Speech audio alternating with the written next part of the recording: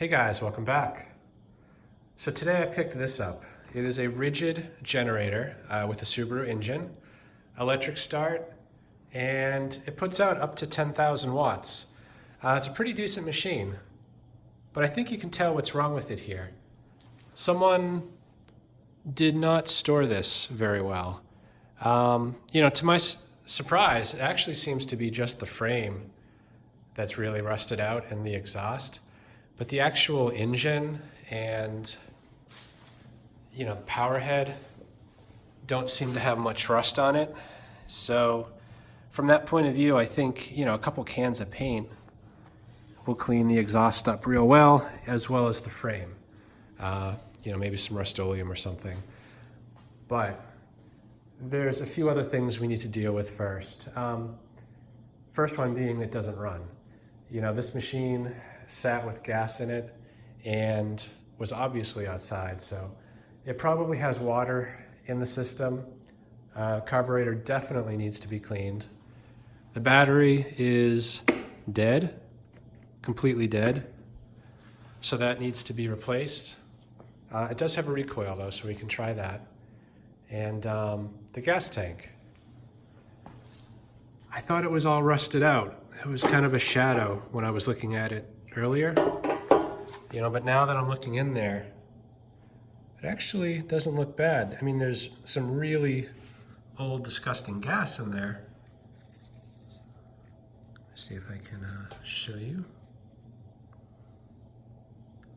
But not rust, other than just a little bit around the rim here. So I was worried I was really going to have a problem with the tank, but being a little optimistic, it's not nearly as bad as I thought. Anyway, I think the best thing to do is to get the gas out of that tank and pop that battery out, get it charging. And while that's charging, I will clean the carb.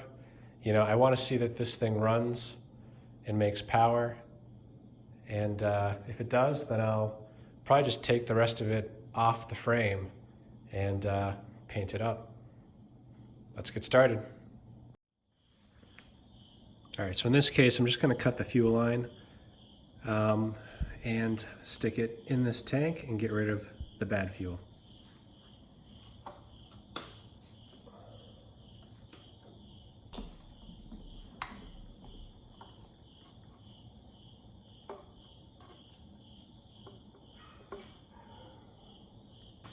All right, so the fuel is not coming out. So I'm going to keep going back all the way to the tank. I'm hoping it's the fuel filter, but maybe there's an obstruction inside the tank.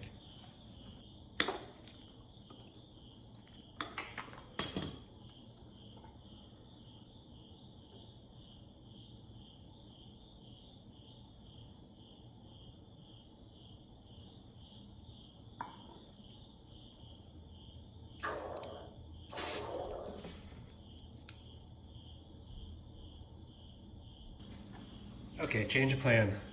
There's no fuel coming out whatsoever. I am able to blow air in, but only just. So there's an obstruction in that fuel outlet.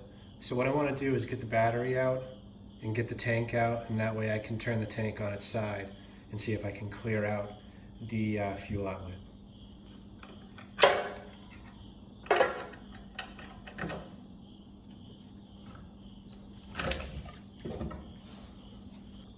So in order to get this tank off, there are 2 bolts here that need to come out, and the other 2 bolts are actually kind of under here. So this has to be loosened up and slid forward a little bit so that I can get some tools in there to get this tank completely out.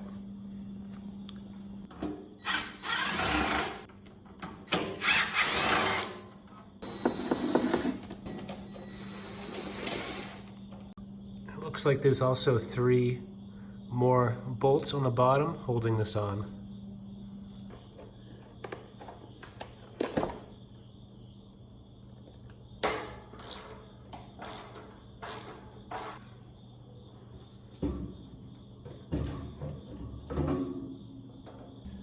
Okay, so that is pretty clogged up.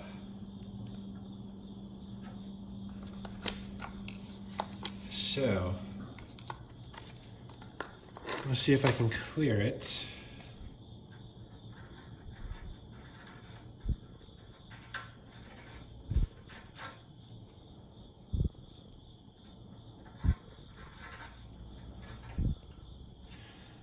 All right, let's see if that helps. A little bit. Okay, now we're good. Just needed a zip tie to kind of get around that bend.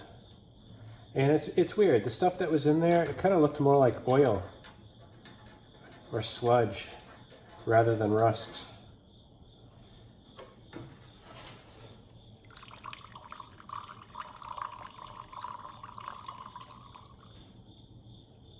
All right, you see that at the bottom? That is dirty water. So yeah, I mean the gas is bad anyway, but it has water in it, so I will drain this whole thing out and probably bring it outside, put some water in it, shake it, just try to get every bit of junk out of there. But for now, we'll just drain the gas out and we'll worry about cleaning this up later.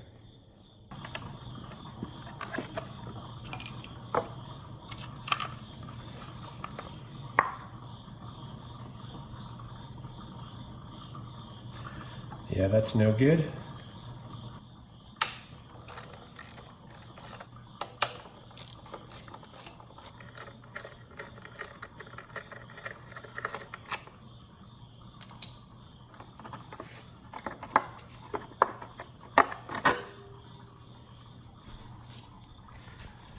All right, this setup is a little bit different than its smaller brothers. It has this bracket that's held in actually by the airbox. It's kind of sandwiched between the carburetor and the airbox, and there's a bolt here which is kind of holding this housing, this bracket, to the rest. You know, when I detach this, this is actually part of this is the governor spring that's attached to here.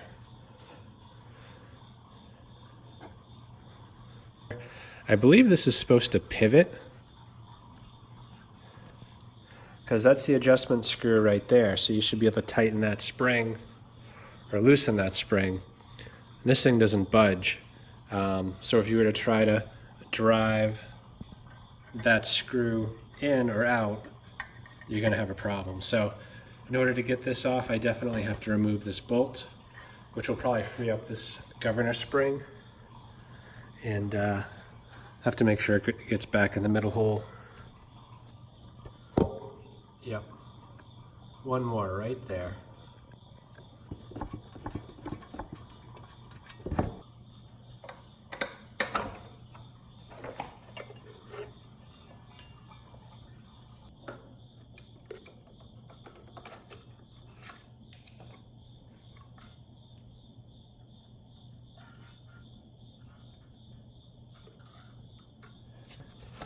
All right, I'm anxious to see what we're dealing with in here. What do you think? Nice and clean?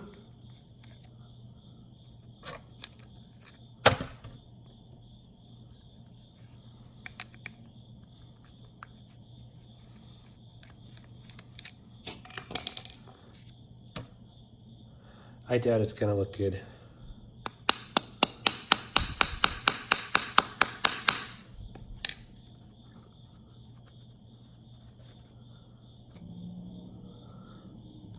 This looks a lot like a Nicky carb, which is strange. I thought Subarus had Mikuni.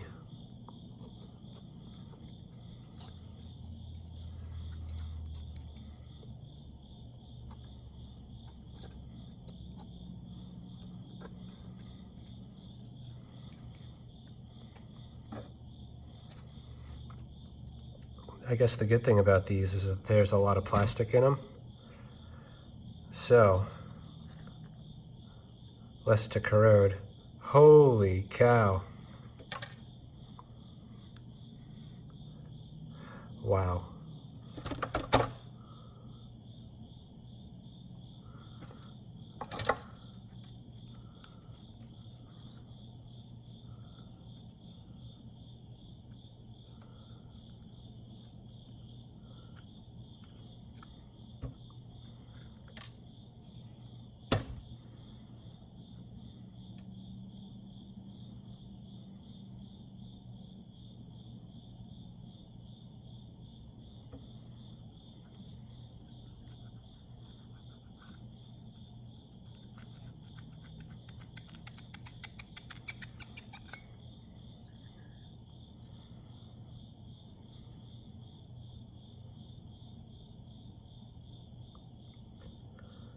Yeah, I'm not so sure about this one.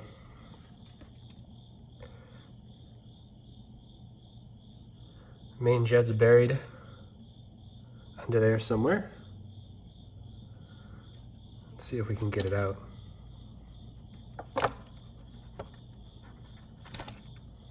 No, you know what, I'll just try cleaning it first and then I'll get that jet out and probably clean it a second time. Yeah, so this here is concerning. You know, I don't know how well this is gonna clean up. It's not rusted really, it's just a lot of powder.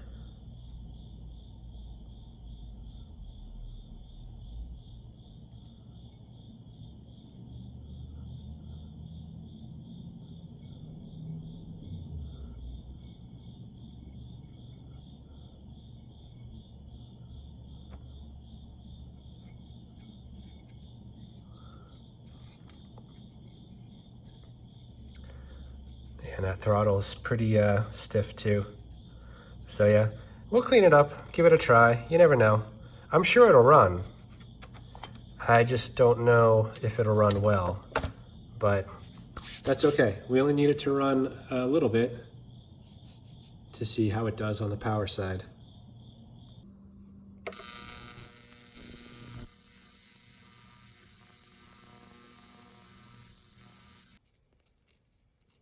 There we go.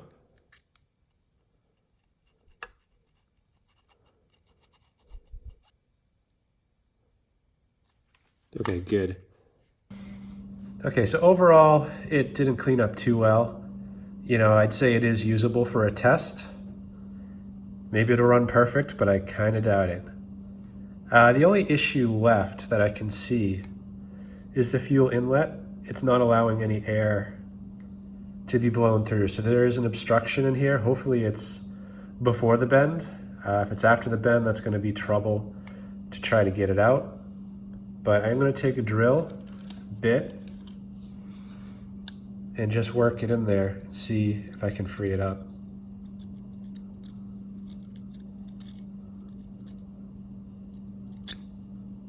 Yeah, and you can see a lot of junk in there.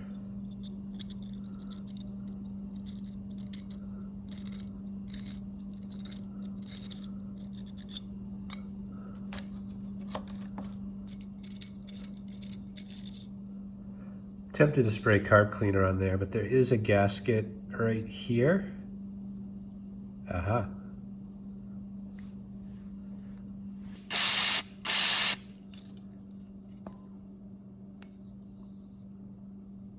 Good enough.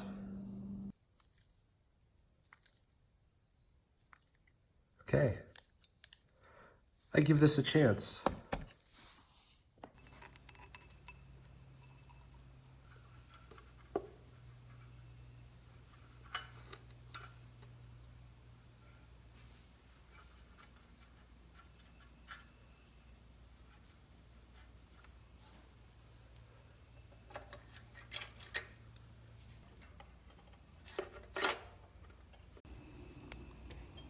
Okay, so you gotta be sure to get the choke lever in that hole. I'm just resecuring this bracket here, and then I'll reattach the governor spring arm to this right here.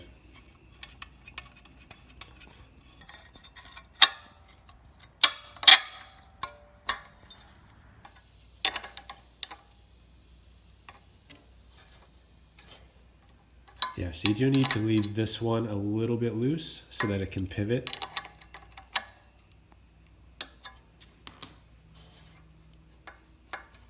That's good. So this is the adjustment screw here for the spring tension. The harder the spring pulls, the faster the engine goes. So if you want to slow the engine down, you back the screw out, speed it up, you drive it in. I'm going to leave it where it's at for now. You know, once it's running, I'll check the hertz and can make some adjustments based on what I see.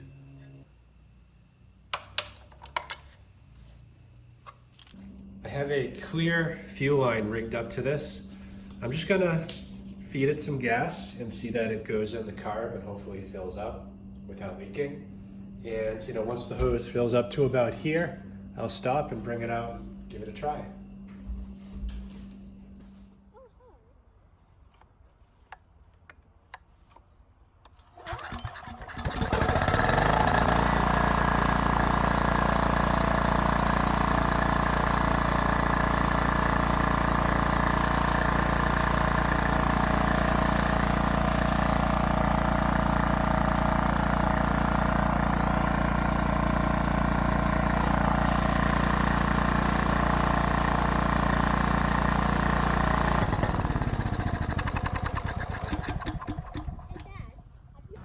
Not bad. It makes power, seems to make pretty good power, and I'm kind of surprised. The carburetor actually is running the generator pretty well, so I might just get a rebuild kit for it.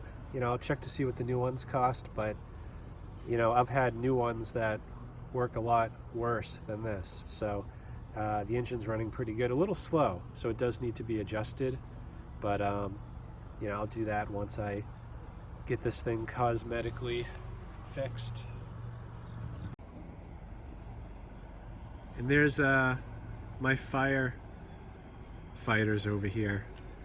I guess they don't have much confidence in me, but it is a good idea to have a fire extinguisher when starting something unknown. I'm going to bring this fire extinguisher every generator you start from now on.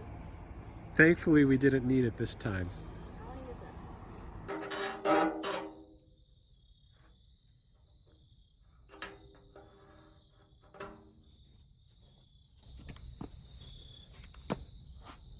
Yeah, so you can tell there is some rust down on the bottom there. So I think I'm going to treat this tank and try to get some more of that out. I think the rust is concentrated, you know, down on the bottom here. So I do have a gallon of Evapo-rust, which should be enough to coat the very bottom, and then maybe I'll tilt it a little bit so it gets a little further up. But I'm going to pour this whole thing in and just let it soak for, I'd say, about half the day. And you know, that's really all I can do. Once I get that out, I'm going to rinse it again with water and then put some gas in there so it doesn't flash rust.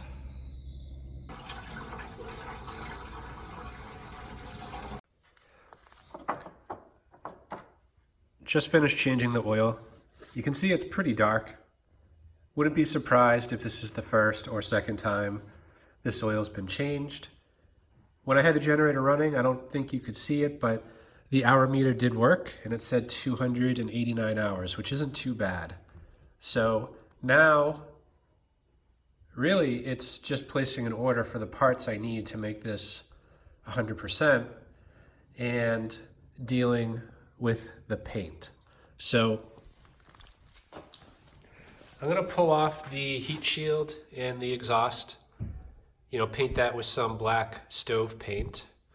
And for the rest of it, I'm kind of torn what to do, how to go about this. You know, one approach is I could take the engine and power head completely off.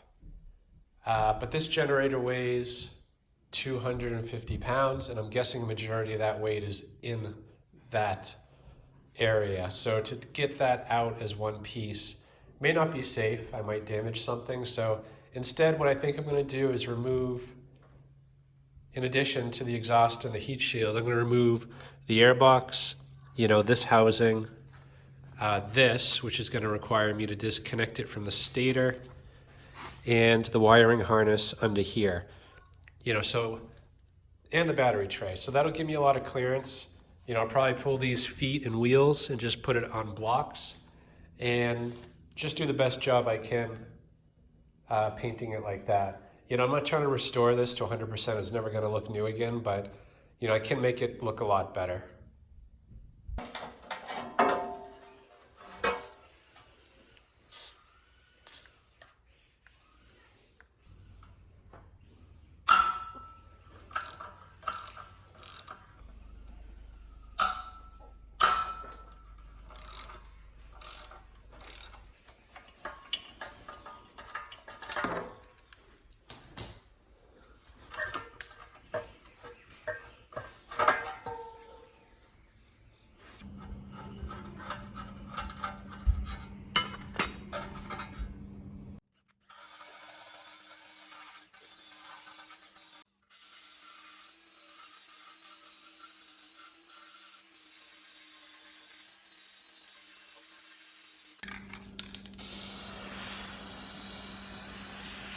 It's looking a lot better. I actually ran out of paint, so I do need to put a little more on, but this is 1,000 times better.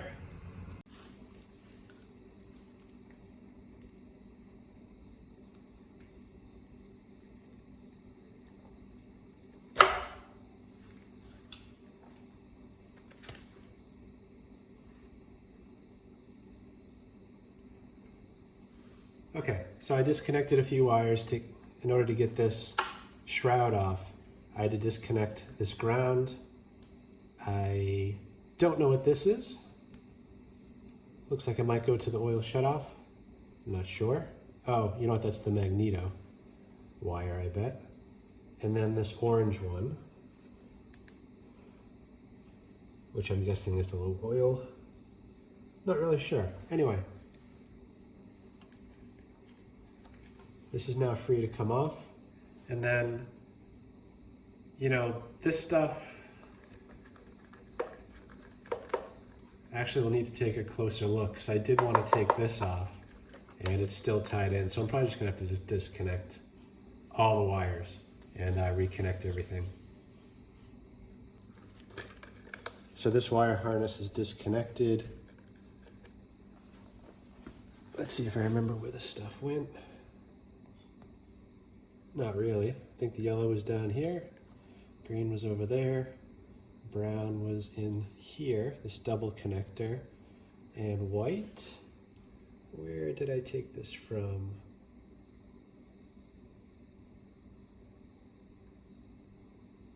Here, I think. Okay, so this is almost free. I still have to disconnect it from the stator. This is also free, so I can remove this now.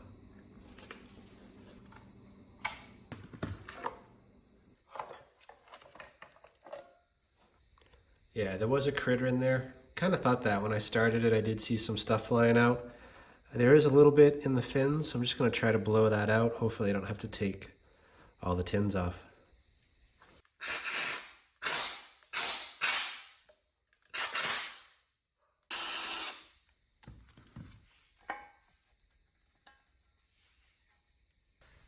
The color of the coils look really good on the rotor and stator. So this machine has not been worked hard, even though it does have close to 300 hours on it.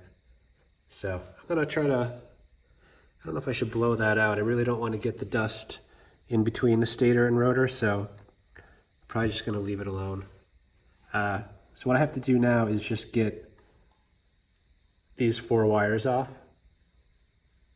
so that I can pull that control assembly off in the front. 4 wires coming down. We got black, red, white, and ground. So they need to go back in the same place.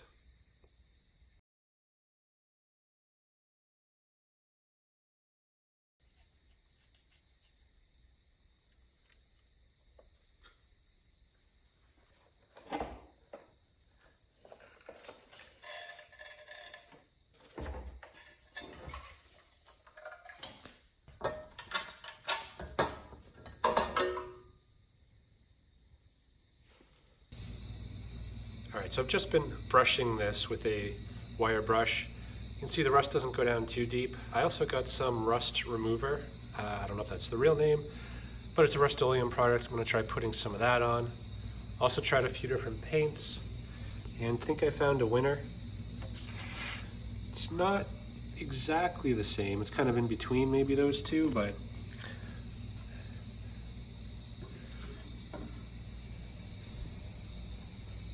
it's actually not bad. So, you know, I think this original color is actually faded and I wanted to get something that matches it, because if I don't get good coverage in tight areas, at least the original color is close enough that you're not gonna really notice.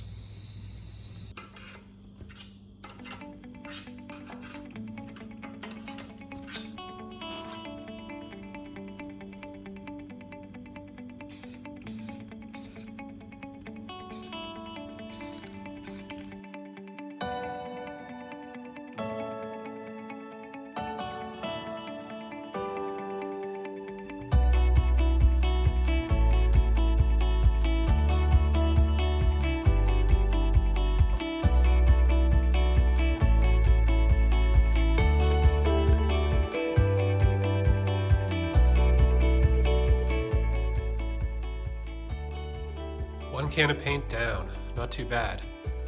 I'm gonna put a little bit more on the front here and then just let it set up overnight, and that'll continue with the other side tomorrow.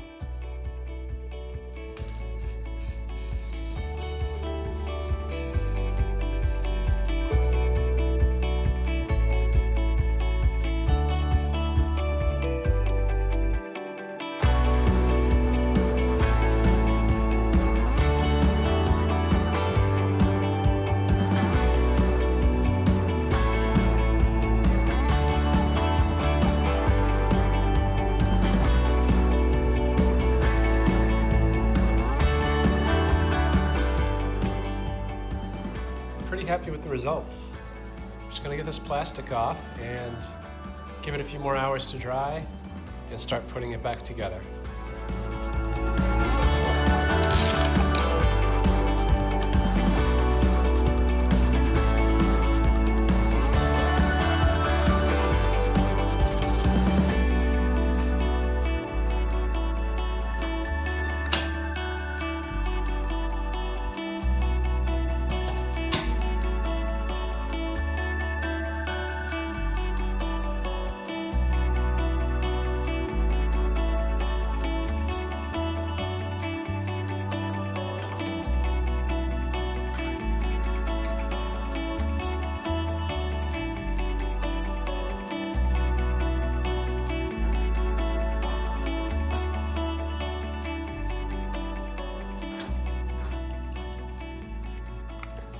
I noticed after the fact, when I put this carb back together, after cleaning it, I did not hit the record button.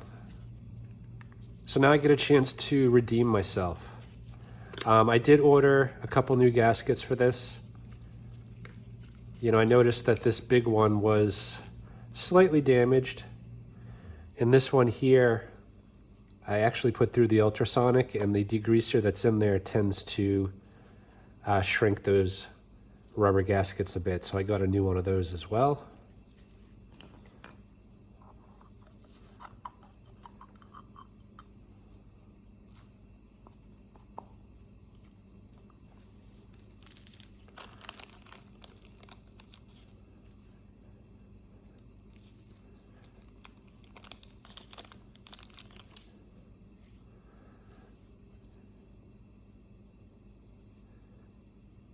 Yes, actually the new one doesn't look any better than the old one. It's a little deformed and smushed in a few spots. Anyway, this one's not deformed, but, well, yeah, I guess it is a little bit.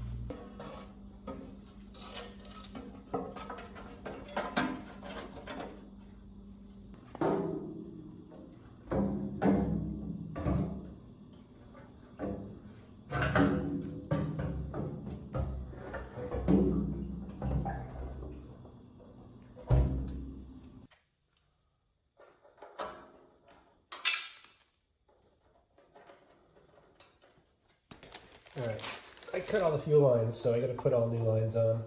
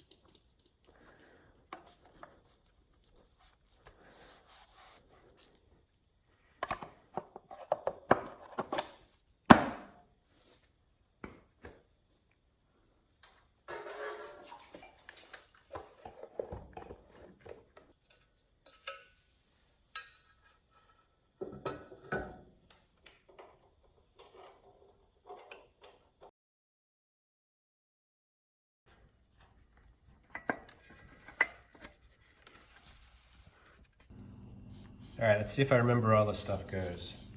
So this wiring harness here, which is on the side of this cover, has 2 wires here.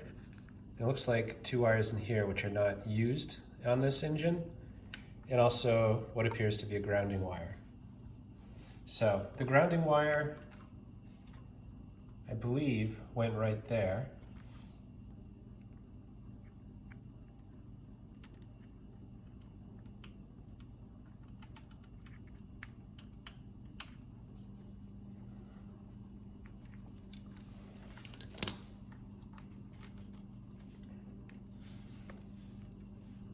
Okay, and lastly, the orange wire connects to the orange wire down here. Okay, so this wire harness has 4 wires. The yellow goes up to the relay, the white goes to the negative terminal here, green goes to hot, and brown goes to the kill ignition coil.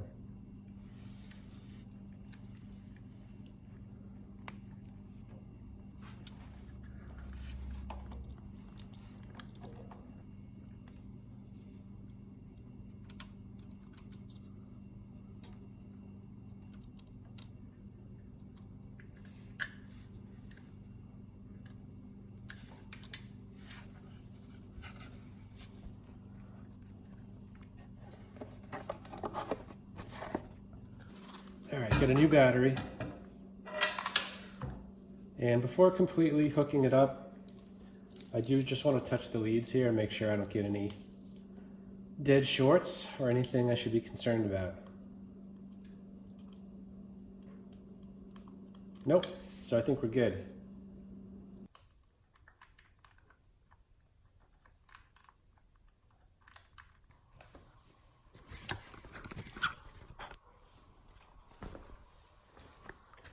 All right, just gonna test the starter real quick. Hopefully it does not actually start.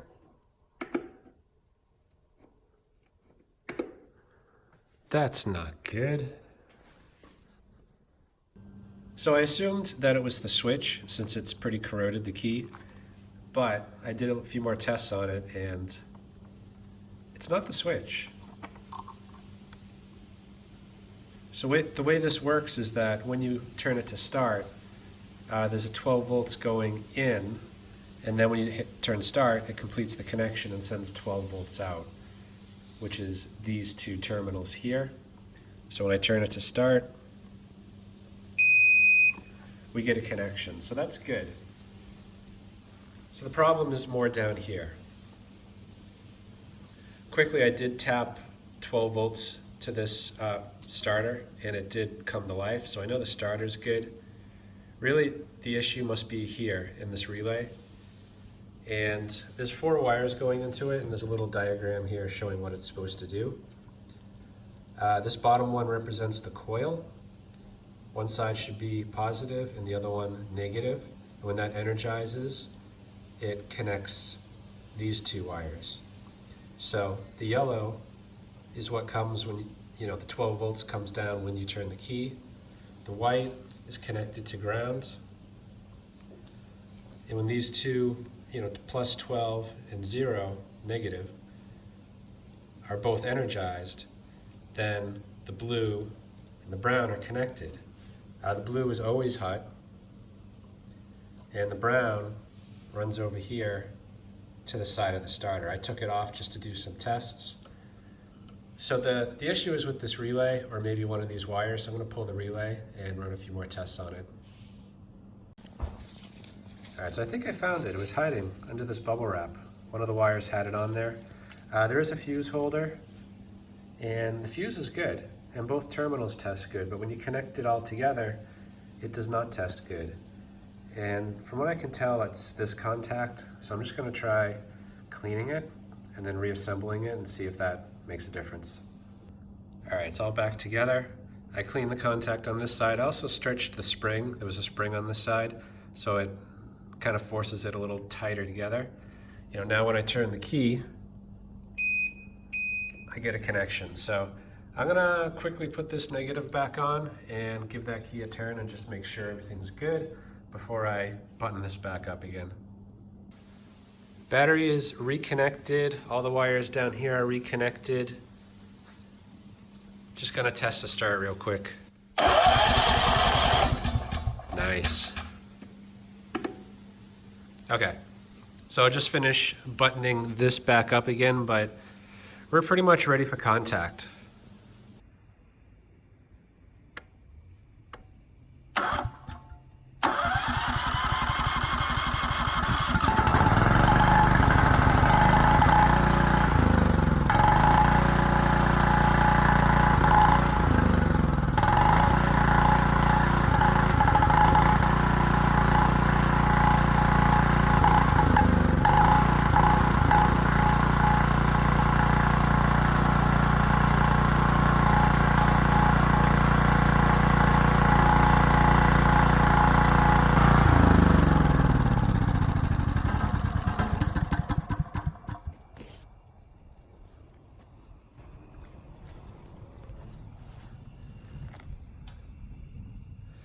Okay, not bad. There's a little smoke burning off the exhaust, which is expected. I think the carburetor actually needs to be taken apart again. I probably should have left good enough alone. It will not run smoothly now with the choke off. So let me take that apart again, see if I can get it any better. So it actually looks like there's still quite a bit of water in there. You know, more than half of what is in this cup looks to be water. So I'm gonna drain some more gas out of that tank and just empty the bowl. So that's, I'm sure, causing a big problem. I'm surprised it started at all with that in it. Okay, take 2 on this generator. The water's out now, so assuming it starts and runs well, I'm going to adjust the engine speed to get it close to 60 hertz, probably a little over 60 hertz with no load. And then I'll turn these 2 heaters on, which is approximately a 3000 watt load. And I want to see that the engine's staying above 60 at that load, 60 hertz.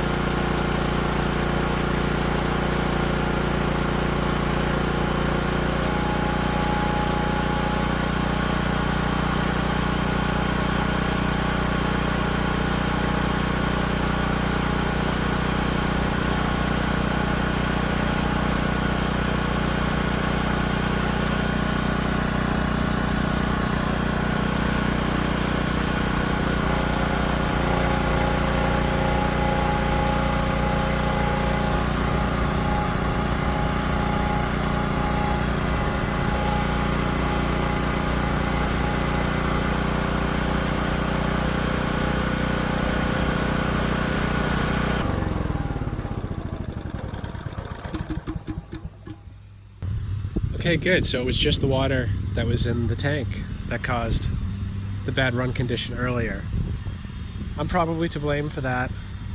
After treating the tank with the Evapo-rust, you know, I washed it out with water and I didn't give it enough time to dry. You know, I really wanted to avoid the flash rusting, and I figured it'd be better just to drain a little water out of the bottom of the tank rather than chancing flash rust forming on all the surfaces. Pretty happy with the results. I think I'm gonna call it. Thanks for watching.